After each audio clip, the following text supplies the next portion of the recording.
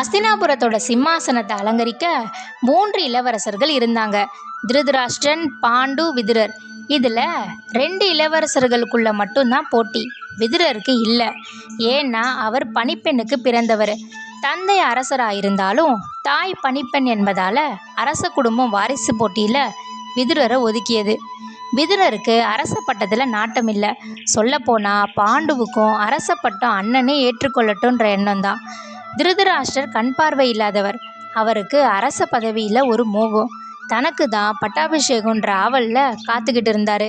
கண் பார்வை இல்லைனா கூட திருதராஷ்டிரர் உடல் வலிமையில் சிறந்தவர், ஆற்றல் மிக்கவர், புத்தி கூர்மை கொண்டவர். திருதராஷ்டிரருக்கு கண் பார்வை மட்டும் குறையா இருந்தால் பரவாயில்ல, அவரோட எண்ணத்திலும் தான் குறை இருக்கு. எதையுமே பகுத்தறிஞ்சு எது மக்களுக்கு சிறந்ததுன்னு கவனிக்க தெரியாதவர். பட்டாபிஷேக நாள் நெருங்கியது. சத்தியவதி, பீஷ்மர் அனைவரும் பட்டாபிஷேகம் திருதராஷ்டிரருக்கு தான் முடிவு பண்ணாங்க. ஏன்னா திருதராஷ்டிரர் தான் மூத்தவர். அஸ்தினாபுரமே புது அரசருக்காக கோலாகலமாக தயாராச்சு. சத்தியவதியும் பீஷ்மரும் வெகு நாட்களுக்கு பிறகு அரியணையை அரசன் அலங்கரிப்பார் என்ற ஆவலில் காத்திருந்தாங்க. பட்டாபிஷேக நாளன்று ராஜமாதாவும் பீஷ்மரும் பிற மந்திரிகளும் இணைந்து விதுரரை அமைச்சராக பொறுப்பேற்க வச்சாங்க. விதுரர் மந்திரியானார்.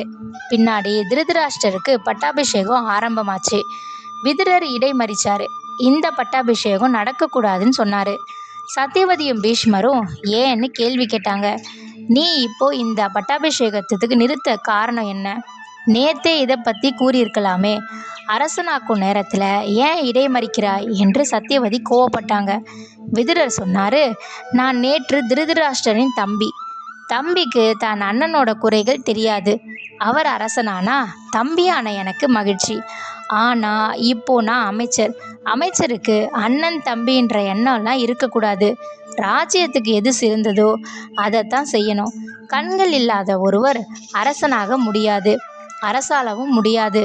மக்களோட குறைய மன்னன் தன் கண் கொண்டு ஆராய்ஞ்சு அதை தீர்க்கணும். தீர்ப்பு கூறும்போது நல்லவர் கெட்டவர்களை தன் கண்களை கொண்டே அரசன் ஆராய்வான். அதனால நாடாளும் அரசருக்கு கண்கள் முக்கியம்னு சொன்னாரு. சத்தியவதி சொன்னாங்க, அதையெல்லாம் கூறத்தான் நீ இருக்கிறாயே மந்திரியாக, பிறகு அரசருக்கு நேத்திரம் எதற்கு அப்படின்னு கேட்டாங்க. விதுரர் சொன்னாரு, அரசனுக்கு நல்லவை கெட்டவைகள்லாம் அறிவுரையா மட்டும்தான் வழங்க முடியும். அரசன்தான் தம் முடிவை தன்னிச்சையா ஆராய்ஞ்சு எடுக்கணும் என்று கூறினார். இதை கேட்ட திருதராஷ்டிரருக்கு கோபம் வந்துச்சு. அவர் சொன்னார், உனக்கு எப்பவுமே நான் அரசனாகக்கூடாது அந்த எண்ணம் தான் இருக்கட்டும், எனக்கு இந்த பட்டாபிஷேகம் தேவையில்லை அப்படின்னு கூறி கோபமாக அவையை விட்டு விலகினார். பின்னாடி சத்தியவதி, பீஷ்மர், விதுரர் எல்லாரும் சேர்ந்து பாண்டுவை அரசனாக மாற்றினாங்க. அந்த அரசவையில் இருந்த சகுனிக்கு இது சரியான சந்தர்ப்பம்னு தோணுச்சு. திருதராஷ்டிரரிடம் தேவையில்லாத விஷயங்களை திணிக்க ஆரம்பித்தார். தன் சகோதரி கண்களை கட்டிக்கிட்ட கோவம் காந்தாரிய மகாராணியை ஆக்க விடாமல் தடுத்த விதுரர் மற்றும் பீஷ்மரிடம் ஏன் அஸ்தினாபுர ராஜ்யத்திடமே வன்மம் கொண்டாரு சகுனி. பாண்டுவோட திருமணம், கௌரவர்கள் மற்றும் பாண்டவர்களோட தோற்றம் அடுத்தடுத்த பகுதியில் பார்க்கலாம்.